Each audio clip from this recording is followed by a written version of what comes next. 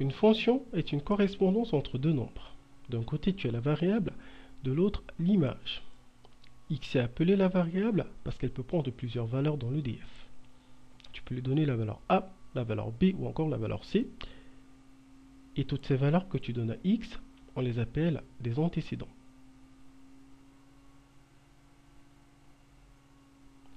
De l'autre côté, f de A, f de B, f de C sont des images. Allez, on prend un exemple. On veut trouver des images et des antécédents. Alors, image se dit au singulier, car pour une fonction, une valeur n'a qu'une seule image. Une seule. Pour voir l'image de 0, on calcule f de 0. Voilà, ça fait moins 1. Et l'image de 2, on calcule f de 2. Tu as 4 moins 1, ça fait 3. On dit simplement que 0 a pour image moins 1 et 2 a pour image 3. Par contre, pour trouver des antécédents, il suffit de résoudre une équation. On dit f de x égale 0 si on veut trouver les antécédents de 0 et f de x égale 2 si on veut trouver les antécédents de 2. À 0, tu as x carré égale 1. On a deux possibilités, moins 1 ou 1. Ce sont les seuls nombres dont le carré est égal à 1. On dit simplement que 0 a pour antécédent moins 1 et 1. Pareillement, à 2, tu as x carré égale 2 plus 1, ça fait 3. Et là également, il y a deux possibilités, moins racine de 3 ou racine de 3. Ce sont les seuls nombres dont le carré est égal à 3.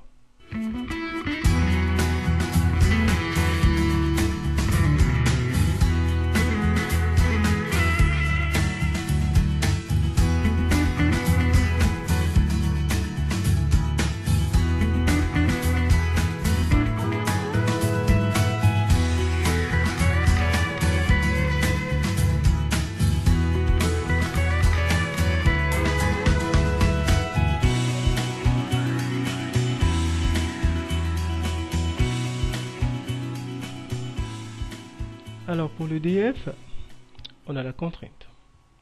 Ça donne ceci. Dans R, on supprime moins 1 et on obtient une réunion d'intervalles.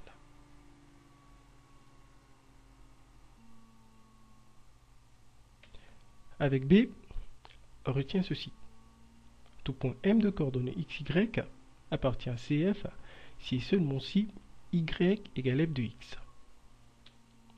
Pour montrer que A appartient à CF, il suffit de montrer que f de 1,5 c'est un tiers.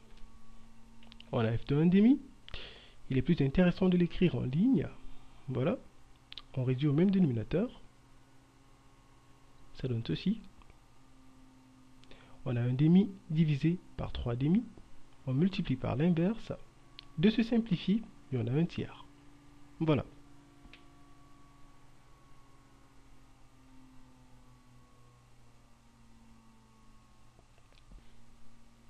Allez, on termine. On cherche l'abscisse, connaissant l'ordonnée. On pose simplement f de x égale 2. 2, c'est l'ordonnée. Et x, l'abscisse. On a ceci. On croise. Ça fait x égale 2 facteurs de x plus 1. Ensuite, on développe. On ramène 2x à gauche. Le signe change. On a moins x égale 2. Ou tout simplement x égale moins 2.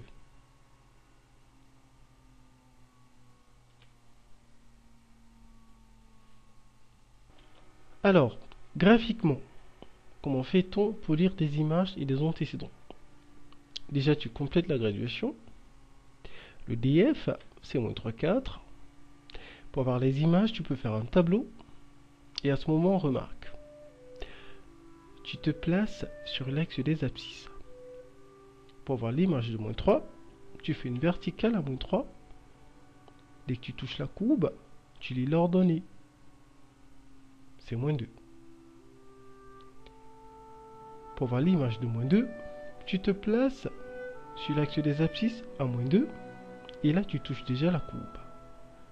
Plus besoin de faire une verticale. Tu lis simplement l'ordonnée.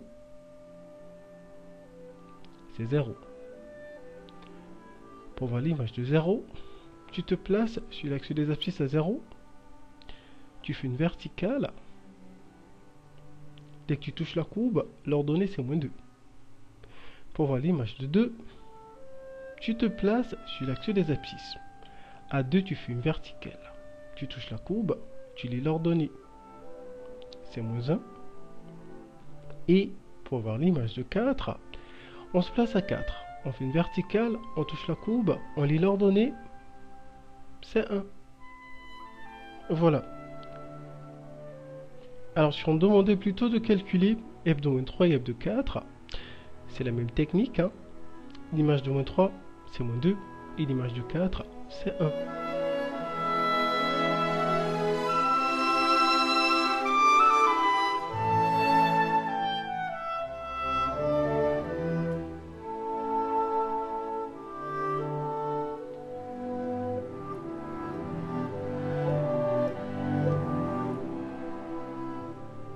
Alors, pour voir des antécédents, on fait un tableau. Et là, tu te places sur l'axe des ordonnées. Si on veut les antécédents de -2, tu traces une horizontale à -2. Dès que tu touches la courbe, tu lis les abscisses. Tu as -3 et 0. Ce sont les deux antécédents de -2. Pour voir les antécédents de 0, tu fais une horizontale à 0. Dès que tu touches la courbe, tu as -2 et 3. Ce sont les antécédents. Et pour terminer, à 1, tu fais une horizontale. Dès que tu touches la courbe, tu lis l'abscisse. 4 est l'unique antécédent de 1.